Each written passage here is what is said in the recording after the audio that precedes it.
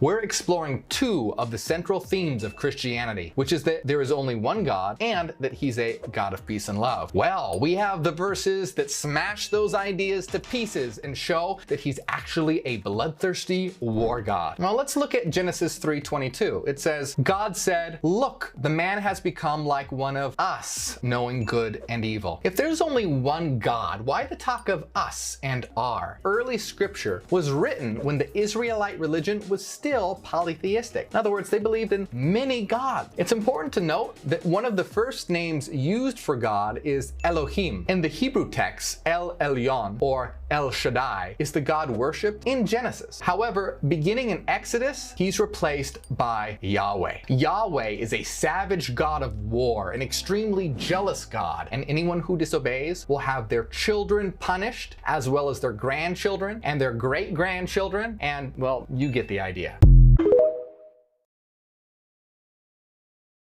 Now, to add to my guy Mordo's information here, Morgue, what we have to also understand is that there was a conflagration or a merging of different deities for the Israelite people.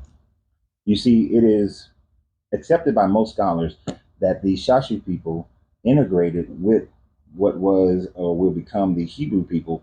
And the Hebrew people originally, even though I think in my theory they originally worshipped the Aten and then converted the Aten into El once the Bronze Age collapse occurred. But by the time we get to Hezekiah and the Babylonian captivity and post-Babylonian captivity, we have the integration of the Shashu people's belief in Adonai or Yahweh, which that being the war god, the storm deity, that was then merged with the idea of El. And with that merger, you also get the merging of Baal and other deities of such from the Babylonians to create this one deity for the southern kingdom of Judah, which then became part of the northern kingdom of Israel after they came out of Babylonian captivity.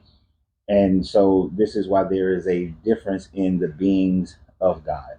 Now, I do agree 100% when you have this Elohim description of gods and goddesses, believing and understanding that they were heavily influenced by the Babylonians, who were influenced by the Assyrians, Akkadians, and Sumerians, where the Elohim representing Enlil for El, and the Elohim being those of Enlil, Enki, Anu, then Harsag, and all the other Anunnaki deities to which the Sumerian people believed in, and that continued to be taught through the Akkadian or Syrian empires. And with the Israelite people living in a time frame where they were henotheistic as well, believing in their God, that their God existed for them, and that other people's gods existed for them.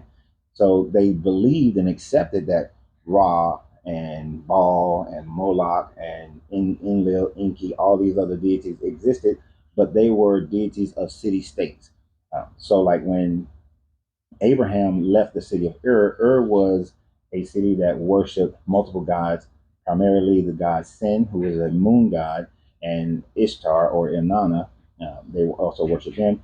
And the children of those two, they believed in those gods as well, that they did exist, but that those were the gods for those people, not their own people. We see evidence of this also in the story with Jacob going to find his wife, being that, and it ended up being Rachel and Leah.